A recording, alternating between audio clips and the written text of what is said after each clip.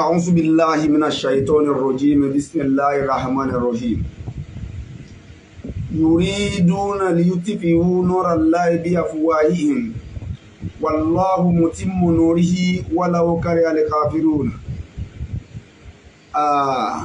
ẹ káalẹ́ a kú dédé àsìkò yìí a kú kó lè dá ní gbogbo bíkíbi tẹ́ bá ti ń gbọ́ wa tẹ́ bá ti ń wò wá.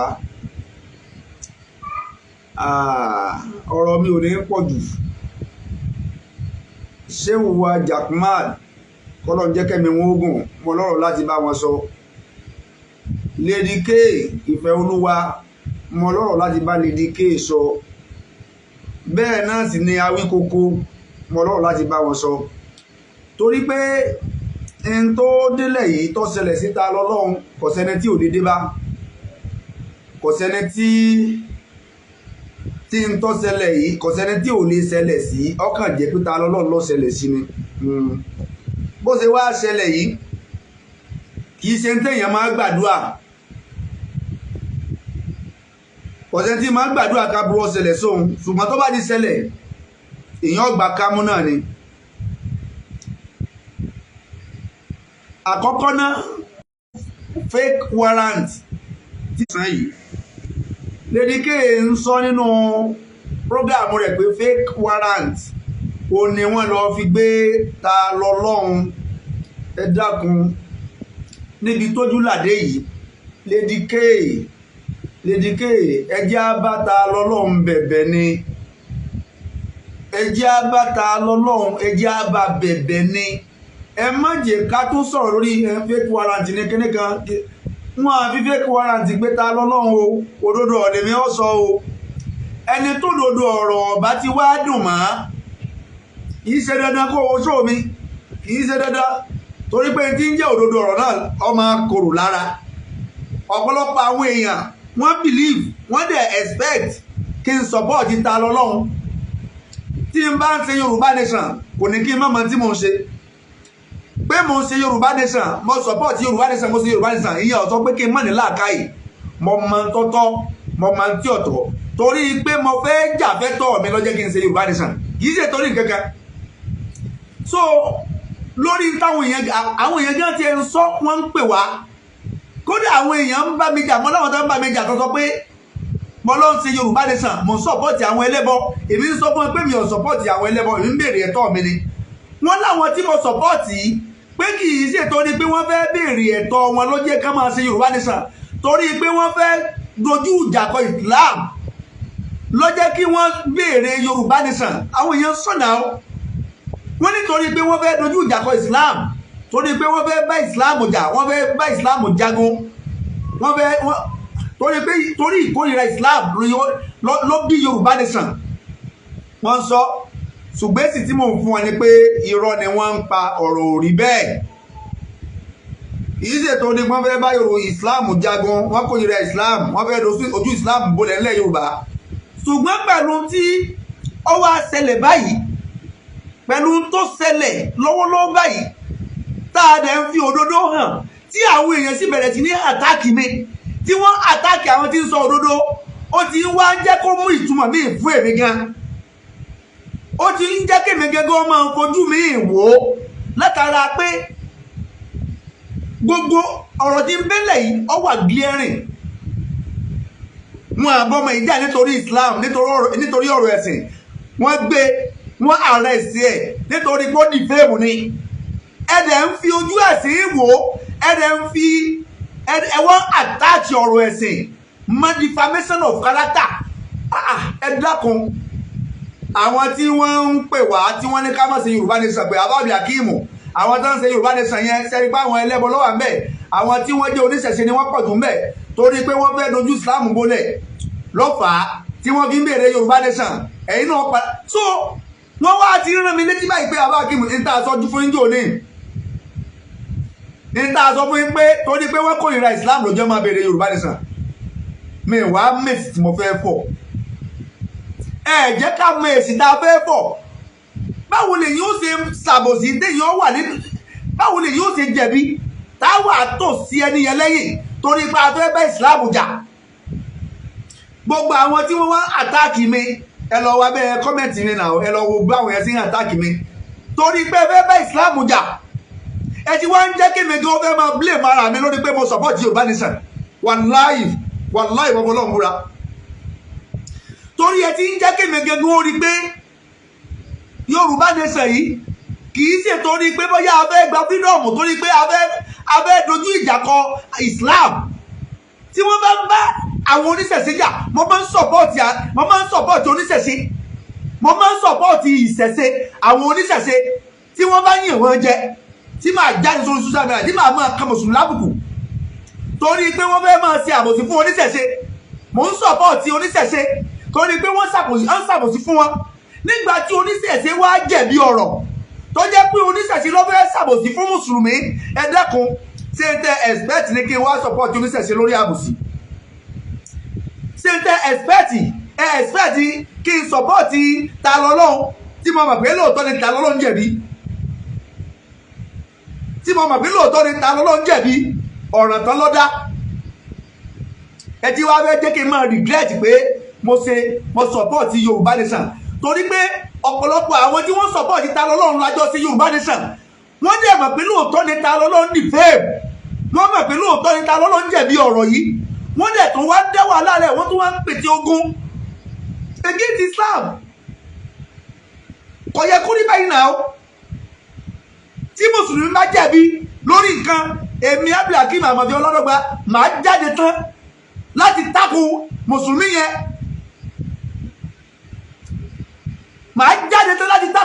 yẹn tí mùsùlùmí kan bá jẹ̀bi lórí nǹkan pé bóyá o nǹkan kan ṣẹlẹ̀ o nílẹ̀ Yorùbá o mùsùlùmí ló wá jẹ̀bi máa jáde tán láti takò mùsùlùmí yẹn oníṣẹ̀ṣe wá jẹ̀bi mo wá ń jáde láti takò rẹ̀ ta lọ́lọ́run jẹ̀bi mo jáde láti ẹ wá bẹ̀rẹ̀ sí ní challenge mi ẹ bẹ̀rẹ̀ sí ní attack mi so ẹ wá ń jẹ́ àwọn àfà tí wọ́n ń sọ fún mi ńgbà náà wọ́n wá bẹ̀rẹ̀ sí ní máa mẹ́sẹ̀jì mi àbá Abdulhakeem ṣé sọ bàbá sọ fún wọn pé àwọn èèyàn yìí kì í ṣe torí Yorùbá nation ni wọ́n fi ń béèrè Yorùbá nation kì í ṣe torí pé kì í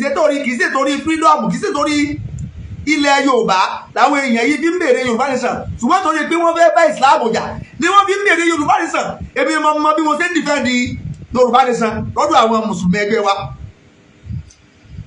èmi ni mo mọ bí mo ṣe ń defend Yorùbá nation lọ́dọ̀ ọ̀pọ̀lọpọ̀ mùsùlùmí tí wọ́n ń pè mí pé kí n kúrò nínú Yorùbá nation àwọn ẹlẹ́bọ àwọn oníṣẹ̀ṣe ni wọ́n fẹ́ gba Yorùbá nation kán lè bá a dojú ogun kọ Islam tẹ́lẹ̀ mo ní rárá kò rí bẹ́ẹ̀ ṣùgbọ́n ní ìsìn táwọn náà wá ń sọ̀rọ̀ tá ń jáde àti wá ń fojú pé ọ̀dà pé ọ̀rọ̀ yẹn fẹ́ rí bẹ́ẹ̀ báyìí ó fẹ́ rí bẹ́ẹ̀ torí pé báwo lè yín ó ṣe jẹ̀bi táàní lè sọ pé ó jẹ̀bi ṣé torí pé ó jẹ́ oníṣẹ̀ṣe ló jẹ́ ká fẹ́ ṣàbòsí ìdí mi ò fẹ́ nìyẹn mi ò fẹ́ let us call a spade a spade ẹ lọ wo so TNT the same thing TNT náà ń bínú pé àwọn oníṣẹ̀ṣe yìí wọ́n bẹ̀rẹ̀ sí ní àtàkì TNT lórí pé TNT náà bá wọn sọ lójú ọ̀rọ̀ ẹ lọ wo ọba Solomoni ẹ lọ wo oní ń bínú torí pé òun náà sọ òdodo ọ̀rọ̀ wọn àfẹ́ gbọ́ òdodo ọ̀rọ̀ gbogbo ìlérí tí Awíkókó ń lérí tó jáde tó bẹ̀rẹ̀ sí ní lérí àwọn gba lọ́yà Fálànà kéde kan Awíkókó ló ti jáde lẹ́nìí kódà òun gan ti make apology torí nínú fídíò tó gangan ṣe ó ṣe mistake èyàn ò lè defame èèyàn kẹ́ ẹ wá àtàchì ọ̀rọ̀ ẹ̀sìn mọ́ tó bá jẹ́ pé ọ̀rọ̀ ẹ̀sìn ni tó bá jẹ́ pé lórí ọ̀rọ̀ ẹ̀sìn ni èmi ò ti jáde màá dẹ̀ support ta lọ́lọ́ tó bá jẹ́ pé torí pé ta lọ́lọ́ ń sọ̀rọ̀ ẹ̀sìn ni wọ́n fi gbé mi ò ní support ẹlòmíì ju ta lọ́lọ́ lọ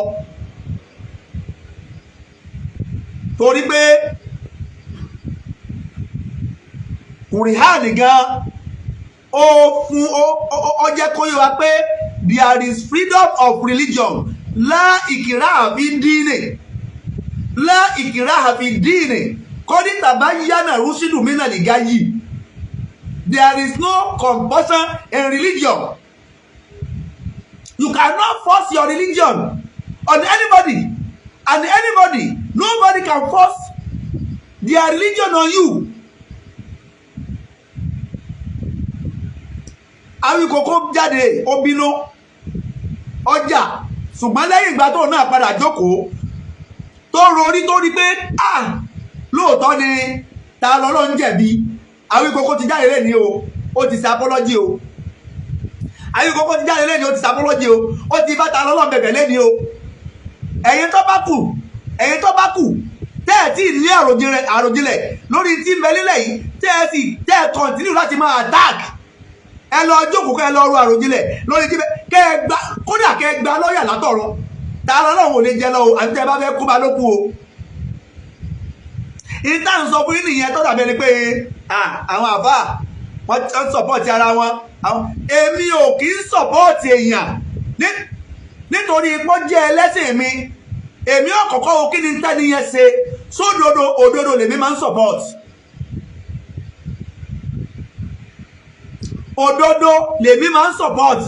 Tó bá jẹ́ pé kìrìsìtẹ́nì ló gbé òdodo dání, I will support him. Tó bá jẹ́ pé mùsùlùmí ẹgbẹ́ mi ló gbé òdodo dání, I will support him. Tó bá jẹ́ pé oníṣẹ̀ṣe ló gbé òdodo dání, I will support him. Òdodo lèmi máa ń support. Èmi ò kí ń support ẹ̀yà. Mi ò kí ń support ẹ̀sìn. Lẹ́yìn kíni? Lẹ́yìn òdodo. Torí pé inna Allaha ma'a zọ́ọ̀dìkínà. Inna Allaha ma'a zọ́ọ̀dìkínà. Téèyàn bá jẹ́ ẹlẹ́bọ, tó jẹ́ ẹlẹ́bọ tí ń bọ òrìṣà, tó bá gbé òdodo dání, Ọlọ́run gangan fún olódodo ní regard. Ó dẹ̀ fún ní àpọ́nlé. Ọlọ́run fún olódodo ní regard. Ó dẹ̀ fún olódodo ní àpọ́nlé ní Ọlọ́run gangan. Irú ẹ̀sìn tó o bá máa ṣe, tó o bá ti jẹ́ alábòsí, tó o jẹ́ òkùrọ̀, Ọlọ́run ò ní gbà lọ́wọ́ rẹ.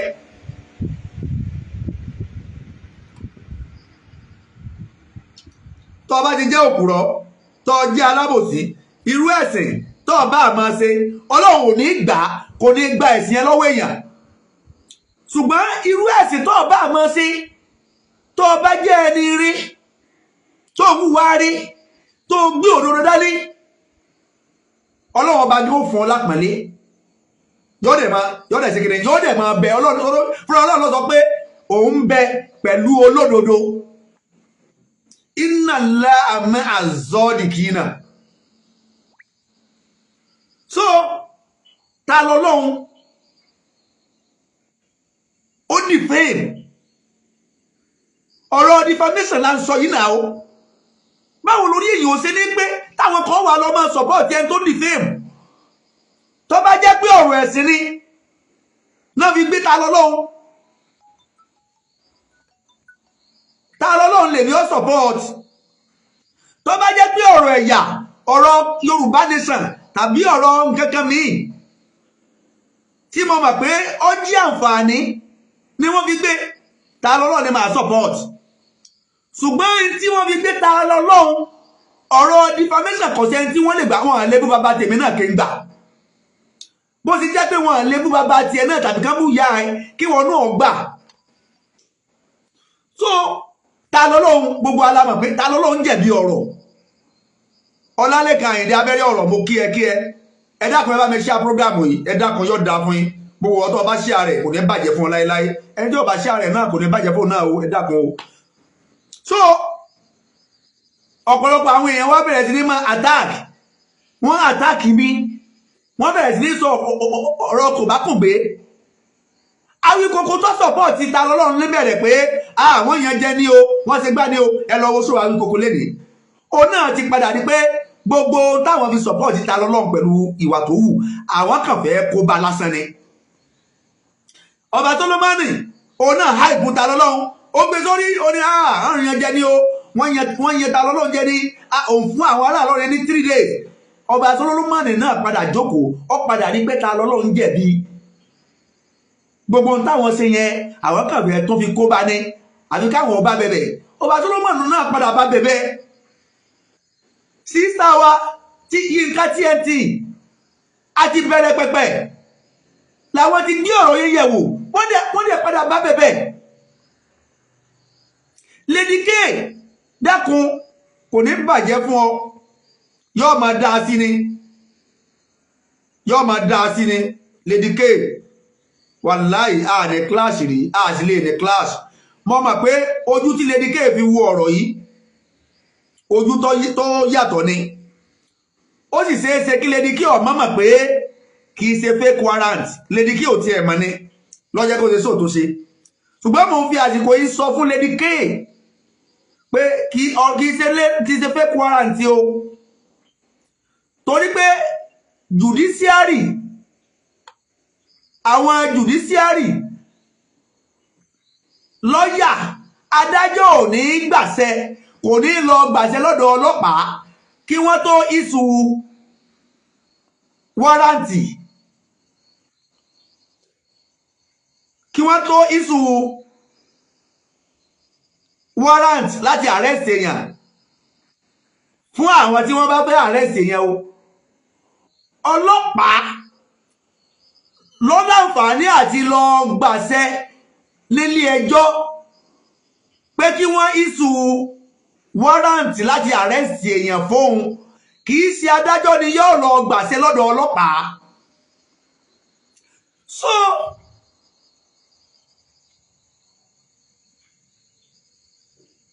tí division kan tí ilé ẹjọ́ bá wá tí wọ́n bá issue warrant of arrest fún division kan ilé ẹjọ́ ò ní adájọ́ ò ní àǹfààní kó ṣẹ̀ṣẹ̀ lọ gbàṣẹ lọ́wọ́ ọ̀gá ọlọ́pàá o tàbí PRO ọ̀gá ọlọ́pàá PRO tàbí ẹni ọlọ́pàá ni wọ́n láǹfààní àti lọ gbàṣẹ ká tó lọ arrest yẹn o adájọ́ kọ́ ni ó lọ gbàṣẹ lọ́dọ̀ wọn pé a fẹ́ issue warrant of arrest ṣé ẹ̀yin ọlọ́pàá ṣé ká issue rẹ̀ a fẹ́ gbàṣẹ lọ́dọ̀ yín pé a fẹ́ issue warrant of arrest yẹn fún aláṣẹ láíláí judiciary kò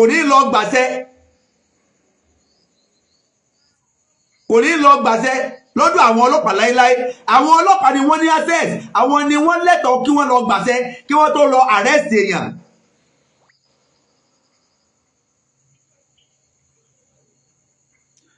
so ó possible kí PRO mama ó possible kí PRO mama tí PRO wá sọ pé ohun ọmọ bí wọ́n ṣe issue warrant of arrest ó lè mama torí pé adájọ́ ò ní gbàṣẹ lọ́wọ́ ẹni kẹ́kẹ́ ó lè jẹ́ division kékeré kan tó jẹ́ pé bí ọlọ́pàá bíi mẹ́rin mẹ́ta ní bẹ́ẹ̀ tí wọ́n á kàn issue warrant of arrest fún wọn pé lágbẹ́jẹ́ rẹ̀ báyìí o abẹ́ gbé o ọya gbogbo bí tẹ́ bá ti rí àti invite ẹ kò dáhùn kò wá gbogbo bí tẹ́ bá ti rí ẹ lọ arrest ẹ lọ gbé wá fún wa ilé ẹjọ́ ló lè ṣe bẹ́ẹ̀ so ọ̀gá ọlọ́pàá lè mọ̀ ó lè mọ̀ PRO lè mọ̀ kódà commissioner lè mọ̀ so títí àwọn ọlọ́pàá ni pé kí wọ́n rí pé wọ́n gba àwọn ọlọ́pàá tí wọ́n fẹ́ lọ arrest èèyàn yẹn títí wọ́n ni pé kí wọ́n rí pé àwọn gba warrant of arrest yẹn ó wà lọ́wọ́ àwọn kí wọ́n tó lọ arrest ẹni yẹn títí ọ̀gbọ́n ọlọ́pàá nìyẹn àbí títí ilé àwọn ọlọ́pàá tó bá fẹ́ lọ arrest ẹni yẹn so tí PRO bá wá lóhun ọmọ tí warrant of arrest yẹn bá ti wà lọ́wọ́ àwọn tó lọ arrest so anybody tó wá ti bèèrè rẹ̀ ìbẹ́nu kọ́ máa tẹ́ndà rẹ̀ sí wọn tó bá wá jẹ́ pé yẹn ni wọ́n fẹ́ fà wọ́n kàn fẹ́ tó fi complicate issue ni torí pé tí wọ́n bá dé kóòtù èyí tí George ó bèèrè ni pé warrant of arrest tí wọ́n fi arrest lágbẹ́jẹ́dà tí wọ́n bá ti rí provide sí ẹ mọ̀ pé wọ́n tó ti bà tẹni ẹjẹ́ nìyẹn tí wọ́n bá rí provide òun nìkan ló lè jẹ́ wàhálà fún àwọn tó lọ arrest èèyàn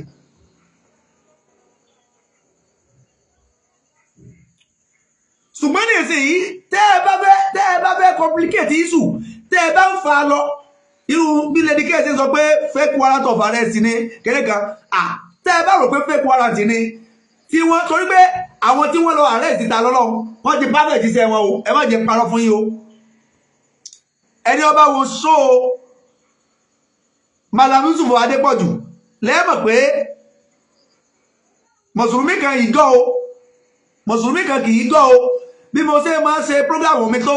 ọ̀rọ̀ Yorùbá Nation tó èmi ò kì í nífẹ̀ẹ́ mú èèyàn o tí n bá fẹ́ sọ̀rọ̀ lórí tí n bá fẹ́ ṣe prógrámù Yorùbá Nation àwọn tí mo máa ń bá wí jù tí mo máa ń sọ̀rọ̀ sí jù àwọn tí wọ́n wà níjọba ni mo sì mọ̀ pé ẹ̀tọ́ wa ń bẹ lọ́wọ́ wọn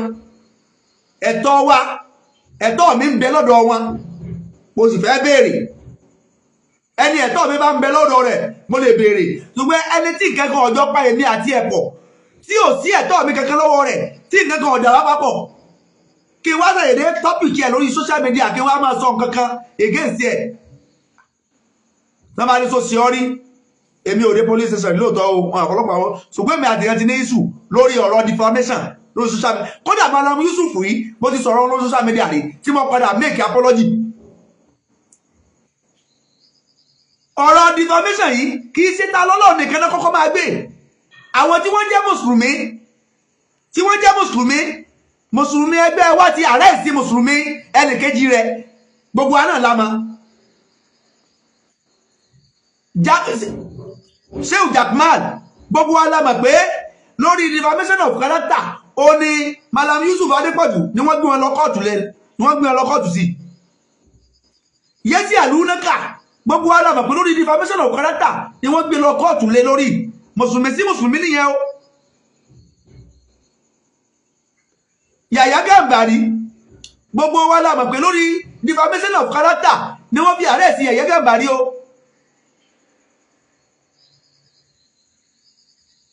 gbogbo wa la mọ̀ yẹn o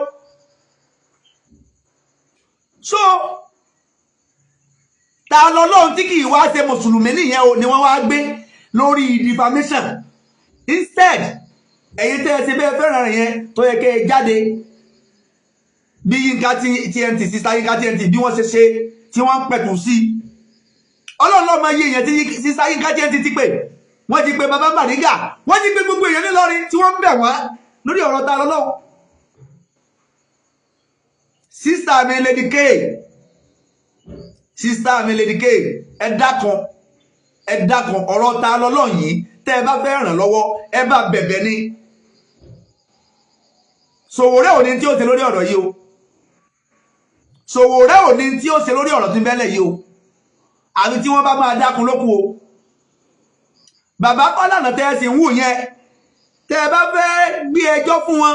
àwọn bàbá yẹn wọ́n mọ ẹjọ́ tí àwọn ò ṣe táwọn jẹ lọ wọ́n sì mọ ẹjọ́ táwọn lè ṣe tó jẹ́ pé àwọn ò ní jẹ lọ ẹjọ́ tí àwọn bàbá yẹn bá fẹ́ gbà tó bá ti rí pé ẹjọ́ táwọn ò ní jẹ lọ ni wọn à ní gbà wọn à ní dá sí láíláí wọn à ní dá sí láíláí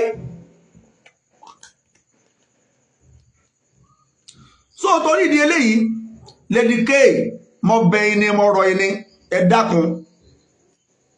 ẹ máa bá ta lọ́lọ́run pẹ̀tù sí ọ̀rọ̀ yín ni ẹ má tó bá fi petrol sí ẹ dákun Lady K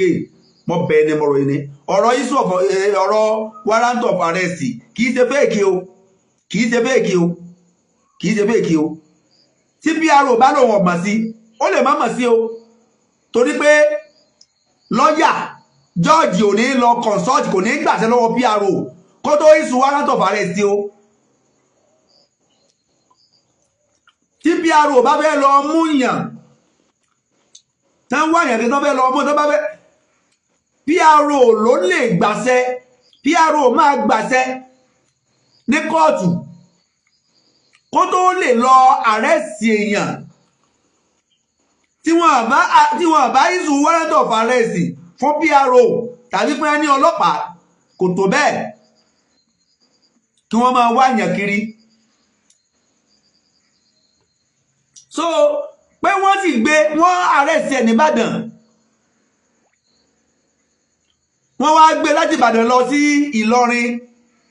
pé àbòsí ni accomplice ni ta lọ́lọ́run o accomplice ni o ẹni ó bá ti jí accomplice any place náà bá ti rí náà bá ti gbé kódà kọjá pàbùjá náà ti gbé wọ́n máa gbé lọ sí ìlú tí wọ́n ti ń ṣerú ẹjọ́ yẹn ni torí pé kéèsì ìyá Ọ̀ṣun náà ń bẹ nílọrin tó sì jẹ́ the same case tó lọ in line with kéèsì ta lọ́lọ́run ẹ rí pé kéèsì ìyá Ọ̀ṣun àti kéèsì ta lọ́lọ́run kéèsì kan náà ni. So ta lọ́lọ́run àti ìyá Ọ̀ṣun, ta lọ́lọ́run dá sí kéèsì ìyá Ọ̀ṣun, torí pé nínú àwọn tí wọ́n ti ìyá Ọ̀ṣun tó fi ṣe tó ṣe náà ni ta lọ́lọ́run wà. Ẹ lọ wo àwọn fídíò tí ta lọ́lọ́run ṣe pẹ̀lú ọ̀rọ̀ ìyá Ọ̀ṣun àti Ọ̀ṣun Òṣogbo tí wọ́n náà fẹ́ ṣe nílùú Ìlọrin. So wọ́n ti kọ́kọ́ arrest tó yẹ pé wọ́n àti kọ́kọ́ arrest ìyá Ọ̀ṣun ní ìlú Ìlọrin ni irú bí wọ́n ti arrest ta lọ́lọ́run ní Ìbàdàn yẹn, wọ́n àwúlẹ̀ ní gbé lọ sí Ìlọrin, Ìbàdàn náà ti máa ṣe kéèsì ẹ lọ. Ṣùgbọ́n wọ́n ti kọ́kọ́ arrest ìyá Ọ̀ṣun tó jẹ́ pé ọ̀rọ̀ àṣì Ọ̀ṣun àṣọ̀ṣun tí àwọn ta lọ́lọ́run tí wọ́n support nílùú Ìlọrin ni wọ́n arrest ìyá Ọ̀ṣun sí. So tó sì jẹ́ pé ọ̀rọ̀ defamation gangan, defamation nìyá yìí náà ṣe lórí ọ̀rọ̀ pé abẹ́ sí Ọ̀ṣun àti Ọ̀ṣun nílùú Ìlọrin. Ìyá yìí náà padà lọ kọsẹ̀ látara defamation torí pé ẹ̀sùn tí wọ́n fi gbé ìyá Ọ̀ṣun nílùú Ìlọrin kì í sọ̀rọ̀ pé abẹ́ sí Ọ̀ṣun náà fi gbé òun náà. Ọ̀rọ̀ defamation pé ìyá Ọ̀ṣun padà jáde lẹ́yìn tí wọ́n ti bá wọn sẹ́tù rẹ̀. Ṣé ẹ mọ̀ pé kọmíṣánná ó pe gbogbo wọn kò arrest ẹnì kankan torí wọ́n mọ̀ pé àwọn ò láǹfààní, àwọn ò lẹ́tọ̀ọ́ láti arrest ẹnì kankan torí pé wọ́n jà, wọ́n ń bára wọn fà á lórí pé a sì Ọ̀ṣun nílọrin, ẹ má sọ Ọ̀ṣun nílọrin. Kọmíṣánná sì di pé ó máa di wàhálà, ó pe gbogbo wọn, wọ́n ṣe kíni, wọ́n sẹ́tù rẹ̀. Níbi ìjọ́ kẹta ni ìyá Ọ̀ṣun jáde ni wọ́n lọ dìféèmù bàbá Òkútagídí wípé bàbá Òkútagídí ọlọ́sùn ni wọ́n, àwọn làwọn gbẹ̀mí fún ìyàwó wọn. Bàbá Òkútagídí àná ọlọ́sùn ni wọ́n ní ìyá Ọ̀ṣun dìféèmù. Ọ̀rọ̀ defamation yìí tí ìyá Ọ̀ṣun ṣe lórí ọ̀rọ̀ ọ̀sẹ̀ pé under the guise of àṣì Ọ̀ṣun ní ìyá Ọ̀ṣun fi dìféèmù bàbá Òkútagídí. The same thing náà ló ṣẹlẹ̀ sí ta lọ́lọ́run. So ta lọ́lọ́run now is accomplice to ìyá Ọ̀ṣun.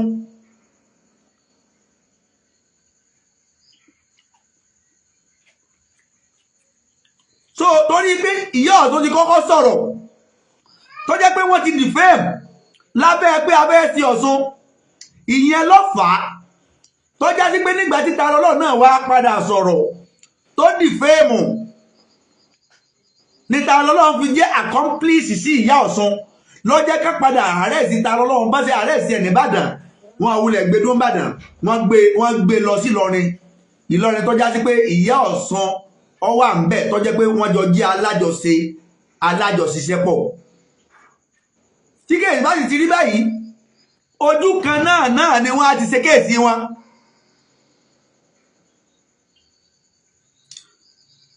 Ẹ dákun,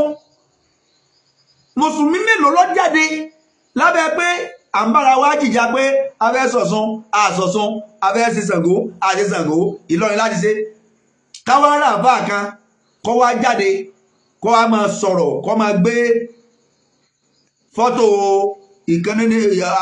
nínú àwọn àgbàlagbà ọlọ́sùn tàbí nínú àwọn àgbàlagbà oníṣẹ̀ṣe ká wá bẹ̀rẹ̀ sí ní máa ṣépè fún, ká máa ṣépè fọmọ rẹ̀, ká máa bàjẹ́. Kò sẹ́ni tó ṣe bẹ́ẹ̀, kò sẹ́ni tó ṣe bẹ́ẹ̀. So àwọn tá a bá fẹ́ ran ta lọ́lọ́run lọ́wọ́, ẹ má jẹ́ ká dákun látara pé a tó fẹ́ máa establish àwọn case tí ò jẹ́ níwù, láti ẹgbẹ́ àwọn fẹ́ tó máa establish àwọn nǹkan kan tó so mọ́ bí wọ́n ṣe arrest ta lọ́lọ́run. Bí ẹni pé a kàn tó fẹ́ máa bu petrol sínú iná ni fún ta lọ́lọ́run. Tá bá sì ní bu petrol sí kò ní jẹ́ kí àwọn tí wọ́n fẹ́ sọ pẹ́dàlẹ̀, àwọn tí wọ́n fẹ́ síjú àánú, tí wọ́n fẹ́ ṣe áfúwù.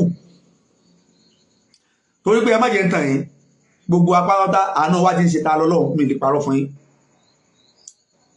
Àdájú Islam, Mùsùlùmí gbọ́dọ̀ máa láforíjìn, Mùsùlùmí ò gbọ́dọ̀ máa dájú, Mùsùlùmí ò gbọ́dọ̀ máa ránrò. Àdájú àkín ránrò. Tán bá ti fẹ́ mú wa lẹ́gọ̀ náà la máa ń rí heart. Àfáà Yorùbá nation ní méjì mo ti ń ṣe Yorùbá nation lóòótọ́, ṣùgbọ́n mi ò ní gọ́ mi ní títorí pé bóyá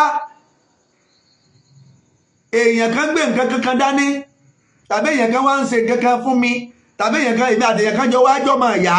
kó gbérọ́ dání kí n tẹ̀lé èmi ò ní tẹ̀lé èèyàn lórí irọ́ o. Yorùbá nation ó dúró lórí pé a fẹ́ gba ẹ̀tọ́ èèyàn ló jẹ́ kí n sọ̀pọ́ọ̀tì ẹ̀. Ṣùgbọ́n ní ìsìn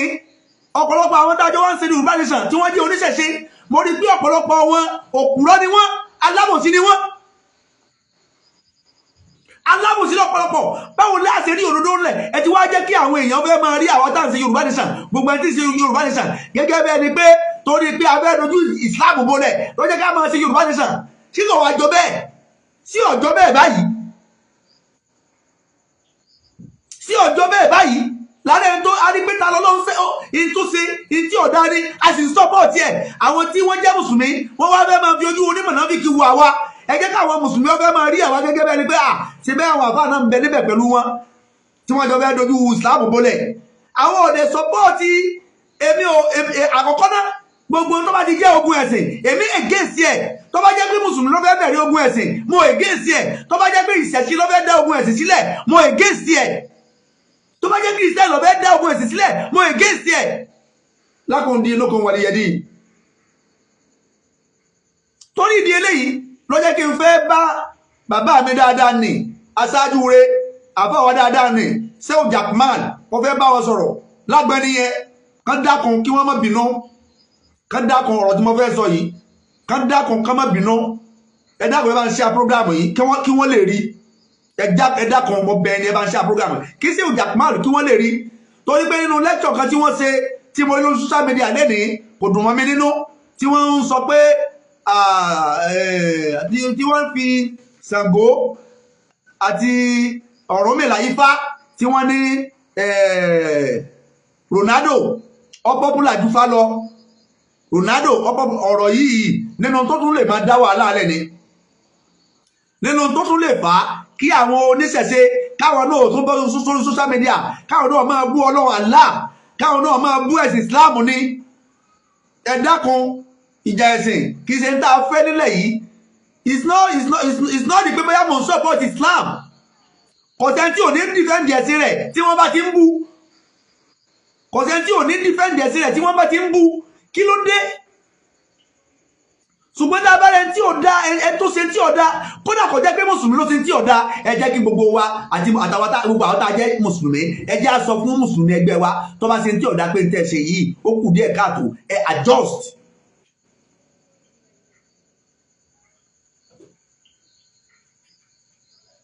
ẹ adjust. tí mùsùlùmí ẹgbẹ́ wa bá ṣe tí ò dá kò sí tó ní kẹwàá tá a jẹ́ mùsùlùmí ká pe ẹni ẹ pé ìtò ṣe ọ̀dà ẹ̀ adjust tó ní ṣẹ̀ṣẹ̀ bá ṣe tí ọ̀dà kí ló dé tí àwọn oníṣẹ̀ṣẹ̀ náà fẹ́ pé ta lọ́lọ́run ṣàkíyèsí pé tó ṣe yóò dá ó di fame nítorí ṣe yóò dá gbogbo ìgbà tí ń ṣe máa ń rí ó yẹ kí wọ́n máa pè ṣàkíyèsí pé ta lọ́lọ́run ó ti ń di fame àwọn èèyàn ó lè bọ̀ sí wàhálà ó lè dàjà sí wàhálà nígbà tó tún wá jẹ́ sí wàhálà kò yẹ kí wọ́n kan sódà mápá ó yẹ káwọn oníṣẹ̀ṣẹ̀ ó jáde kí wọ́n accept guilty wọn pé lóòótọ́ la ṣẹ̀ ọmọ wa ṣẹ̀ ẹ dákun ẹjẹ́ àyẹjọ́ ọ̀rọ̀ ẹ̀ nítubí nòbìnrin nítorí ẹ kàn ṣe nìyẹn ọmọ yìí ṣe tí ọ̀dá ẹ tún wá ń jáde ẹ tún ń búlì Islam so sẹ́mi ọ wà support yín ni èmi ò ní support Islam tí mo ń ṣe torí pé mo ṣe Yorùbá nation mà wá support yín lórí tí ẹ ṣe tí ìta Ọlọ́run ṣe tí ọ̀dá èmi ò ní support irú ẹ̀ láyé mi ní support irú ẹ̀ o so mo fi àsìkò yìí mo fi rọ Sheikh Jaqmal bàbá dáadáa ẹ dákun ẹ já fi ọ̀rọ̀ ìmọ̀ sọ̀rọ̀ sí tí àwọn kan ń sìn lórí ọ̀rọ̀ pé Ronaldo ó popular ju fá lọ Ronaldo Messi ó popular ju Ṣàngó lọ ó popular ju kíní kan lọ ẹ dákun Sheikh Jaqmal mo bẹ̀ ni ẹ dákun ẹ jẹ́ ká jẹ́ kí ogun omi mo bẹ̀ ni bàbá dáadáa Ọlọ́run jẹ́ kẹ́mi yín ogun Ọlọ́run jẹ́ ká rí yín pẹ́ kò ní bàjẹ́ fún yín yóò máa dá sí ni pẹ̀lú ògo Ọlọ́run àgbà dáadáa ní onímọ̀ sí ní alẹ́ àlímà àdìbà à ń kẹ́kọ̀ọ́ púpọ̀ látara yín ẹ dákun ẹ jẹ́ ajẹ́ kógun omi táwa bá sọ bẹ́ẹ̀ irú bẹ́ẹ̀ ṣe sọ yẹn tẹ́lómi náà tó sọ bẹ́ẹ̀ àwọn oníṣẹ̀ṣe náà jáde àwọn náà sọ títí wọn tọ́rọ̀ ìbá wa ń lọ táwa sọ táwọn náà sọ títí wọn táwọn náà bú àlá táwa náà tó bú Ṣàngó táwa bọ́ ya táwọn tó ń bú àlá padà ẹ dákun ìgbà wo níbo ẹ̀sìn ò ní ṣẹlẹ̀ ìgbà wo la fẹ́ rẹ́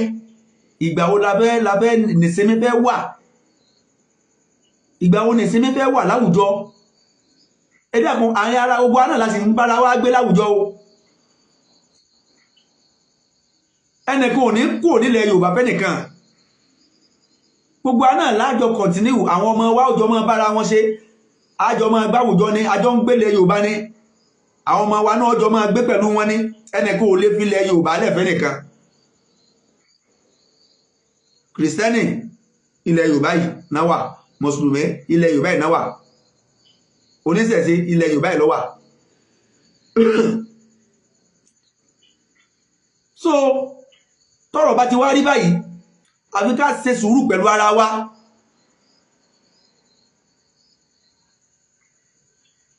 ká má bú ẹ̀sìn ẹni kankan ká má bú ẹ̀sìn ẹni kankan mọ́ ká má bú ẹ̀sìn ẹni kankan mọ́ kó ní kálukú preach ẹ̀sìn rẹ̀ kí ìṣẹ̀ṣe ó preach ẹ̀sìn rẹ̀ kó má bú Islam kó má bú Musulumi kó má bú Islam kó má defame àwọn bàbá wa káwa náà má bú wọn ká má bú àwọn bàbá wọn bó ṣe pé àbú àwọn bàbá wọn náà tẹ́lẹ̀ ọ̀rọ̀ ẹ̀sìn ọ̀rọ̀ pé ẹ̀sìn wa ló dájú títí wọn lọ ẹ̀sìn tí wọn ló dájú tí wa lọ ló dá wà láàlẹ̀ òun ni controversy tó ti ń bẹ láàrin àwọn bàbá wa látijọ́ ṣùgbọ́n defamation ti wá ń wọ̀ defamation ti ń wọ̀ ìmọ̀ gbé àwọn bàbá olé bàbá sórí àtẹ ká máa ta wọ́n ti ná ká máa yan wọ́n eléyìí ti kú ọ̀rọ̀ ẹ̀sìn náà ó ti ń di character assassination ìtàpá lásásọ èèyàn ìborúkọ èèyàn jẹ́ tí ẹni gbójú kúrò lọ́rọ̀ ẹ̀sìn ẹni ọba fẹ́ ṣe comparative lórí ẹ̀sìn ṣe tó ọba ṣe tán má defame tí kìrìsìtẹ́nì bá fẹ́ ṣe comparative lórí ọ̀rọ̀ ẹ̀sìn àwọn àyà tó bá fẹ́ fi ṣe àyà mẹ́nà Kùránì wà á mọ́ mú ẹ̀rí wá àwọn èèyàn listen sí ọ wọ́n kẹ́kọ̀ọ́ eléyìí tó bá ṣe tó bá rọ́ǹgì kò ní ìdí pé mùsùlùmí kan wà bọ́ yọ wà bẹ̀rẹ̀ sí ní máa bọ́ ara mùsùlùmí náà jáde sórí social media ní pé pásítọ̀ tó sọ báyìí tó sọ báyìí tó sọ báyìí kò rí bẹ́ẹ̀ báyìí lórí ó náà mẹ́rin wá ìmọ̀ nìyẹn ìtàn pè ní pé èèyàn fi ìmọ̀ èèyàn fi ń joro ìmọ̀ nìyẹn bẹ́ẹ̀ náà ni oníṣẹ̀ṣe tí oníṣẹ̀ṣe náà bá fẹ́ ṣe comparative pẹ̀lú ẹ̀sìn ìṣẹ̀ṣe àti ẹ̀sìn míì kò náà ṣe má defame ni má defame nígbàtí Awíkókó tó defame pẹ̀lú ọ̀rọ̀ Malam Yusuf ó ti jáde léde ó ti apology ó ti make apology mọ́dẹ̀ mọ̀ pé Malam Yusuf wọ́n ti rí apology rẹ̀ mo sì mọ́ Malam Yusuf fún kẹ́kẹ́ tó bá defame wọn tó bá ti make apology ó ti tán náà nìyẹn tẹ́yìn kan bá sọ pé àwọn mùsùlùmí wọn àláàánú wọn ìdáríjì èèyàn irọ́ ni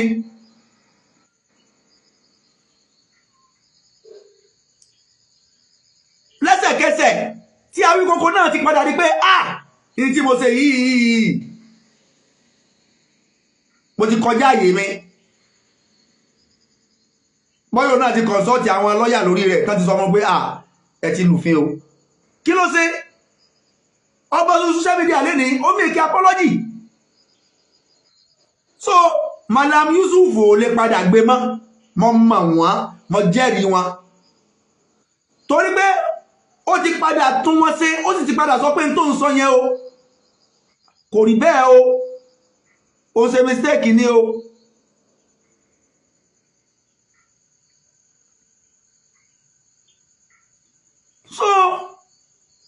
mo fẹ́ send mo ní máa send fídíò tí Awíkókó ṣe máa send ẹ̀ sí Malam Yusuf torí ọ̀nà pọ̀ wọ́n lè má tètè rí kí wọ́n lè rí pé Awíkókó ti make apology kí lèèyàn fẹ́ gbà náà pé ẹni ó gbèyàn lọ ilé ẹjọ́ yóò ṣe wàhálà ẹni ó gbé lọ yóò ṣe wàhálà ẹ̀dá àwọn kí lèèyàn fẹ́ gbà bí kéèyàn máa gbèyàn lọ kóòtù ṣùgbọ́n wọn lè bàyàn lórúkọ jẹ́ kínú yìí ó dùn ẹnu tẹ́ni yẹn fi bàjẹ́ ẹni tí wọ́n bà lórúkọ jẹ́ ó máa fẹ́ kí ẹni yẹn ó padà tó sọ káyé ó lè mọ̀ pé ń tó sọ yẹn ohun ò rí bẹ́ẹ̀.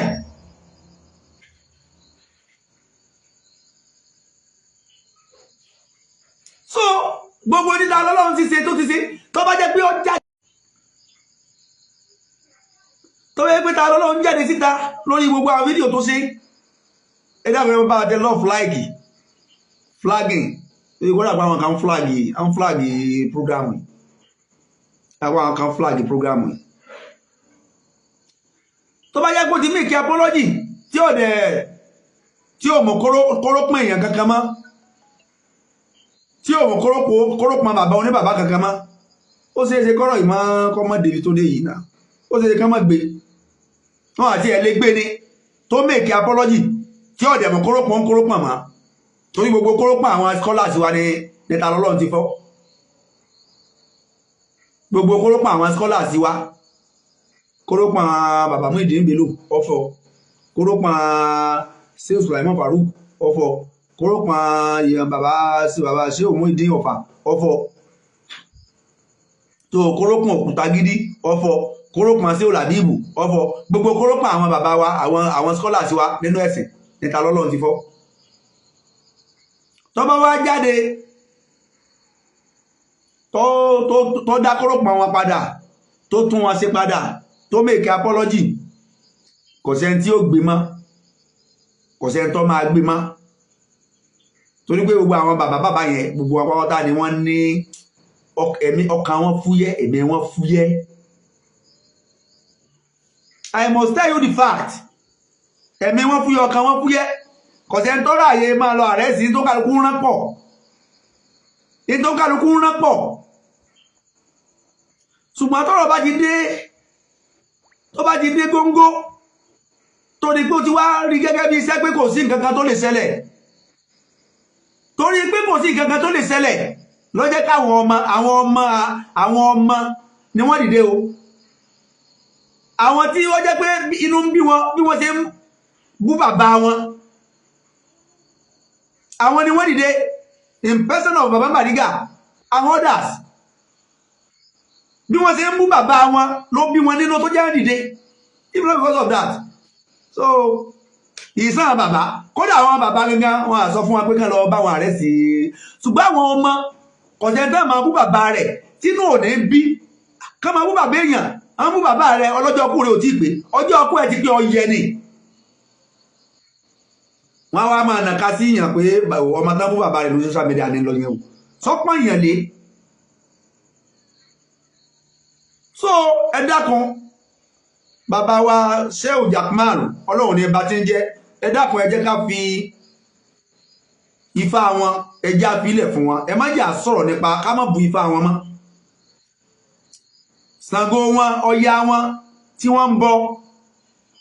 ẹ jẹ́ àfilẹ̀ fún wọn ká má sọ̀rọ̀ nípa rẹ̀ mọ́ ká má bu mọ́ ká fi wọ́n lẹ̀ pẹ̀lú Ọlọ́run tí ó ṣèdájọ́ wọn tí ó ṣèdájọ́ àwa náà nígbà tá a bá déwájú Ọlọ́run ẹnìkan kọ́ ni ó ṣèdájọ́ wọn Ọlọ́run tí ó ṣèdájọ́ wa òun ló máa ṣèdájọ́